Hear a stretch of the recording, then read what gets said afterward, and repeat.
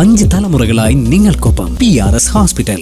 2026 May മാസത്തിൽ തിരുവനന്തപുരത്ത് 27നോ 28നോ നടക്കുന്ന രാജ്ഭവനിൽ നടക്കുന്ന സത്യപ്രതിജ്ഞയ്ക്ക് UDF കോട്ടയിലെ ഓരോ MLA-മാരെ പേര് വിളിക്കുമ്പോഴും UDF MLA-മാരുടെ പേരുകൾ വരുന്ന നിലയിൽ കേരളത്തിലെ എല്ലാ മണ്ഡലങ്ങളിലും ചുവപ്പ് കോട്ടകൾ ഞങ്ങൾ കൊത്തി അരിയുമെന്നുള്ള വലിയ ആവേശത്തോടു കൂടിയുള്ള റിസൾട്ടുകളാണ്. ഇതാ ചുവപ്പ് കോട്ടകളുടെ അടിത്തറ തന്നെ ഞങ്ങൾ ഇല്ലാതാക്കും, അല്ലെങ്കിൽ അടിത്തറ ഇളക്കും എന്നുള്ള സന്ദേശമാണോ നമുക്ക് നിലമ്പൂരിൽ നിന്ന് വന്നുകൊണ്ടിരിക്കുന്നത്?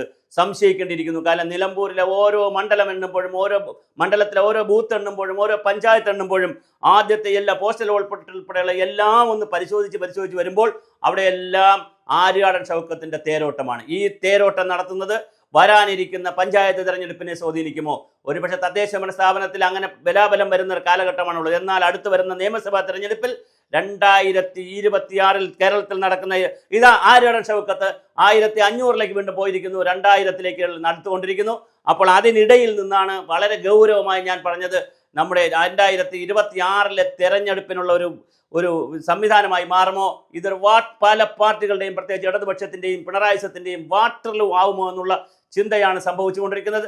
ആര്യാടൻ ഷൗക്കത്തിൻ്റെ തേരോട്ടം നടത്തുമ്പോൾ ലീഗ് കോട്ടകൾ ഒന്നൊന്നായി ആര്യാടൻ്റെ കൂടെ നിൽക്കുമ്പോൾ, അതുപോലെ തന്നെ ഓരോ ലീഗിൻ്റെ വോട്ടും ആര്യാടൻ ഷൗക്കത്തിന് വേണ്ടി ലീഗ് ഉറപ്പിച്ചപ്പോൾ ഇത് പിണറായിക്കുള്ളൊരു ശബ്ദമാണ്. പിണറായി ഇത് കാണുന്നുണ്ടാവും, ഗോവിന്ദൻ കാണുന്നുണ്ടാവും. ഇലക്ഷൻ്റെ അന്ന് തലേ ദിവസം ഏതാനും മണിക്കൂർ ഇലക്ഷൻ ഉള്ളപ്പോൾ ഒരു അഭിമുഖം കൊടുക്കുക.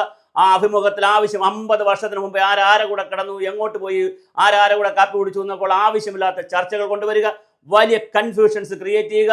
അതുപോലെ തന്നെ അന്ന് ഇലക്ഷൻ്റെ ദിവസത്തിൽ ശിവൻകുട്ടിയെ പോലുള്ള ആളുകൾ അവിടെ ചെന്നിട്ട് ഗവർണറുടെ അവിടെ ചെന്ന് ബഹളമുണ്ടാക്കുക, ബോയ്ക്കോട്ട് ചെയ്യുക. ഇതെല്ലാം മുസ്ലിം വോട്ടുകളൊക്കെ കൺസോൾട്ടേറ്റ് ചെയ്യപ്പെടുമെന്ന് വിചാരിച്ചുവെങ്കിൽ അവർക്ക് തെറ്റി. CPM-ന്റെ എല്ലാ കണക്കുകൂട്ടലുകളും തെറ്റിയിരിക്കുകയാണ്. അവർ 2000 വോട്ടിന് ജയിക്കുമെന്ന് പറഞ്ഞു.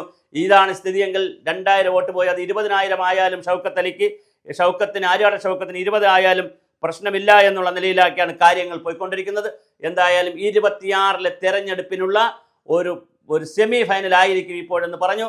തീർച്ചയായും ഇത് സെമി ഫൈനലല്ല, ഇത് ഫൈനലായി തന്നെ നീങ്ങുമെന്നാണ് നമ്മളിപ്പോൾ തോന്നുന്നത്.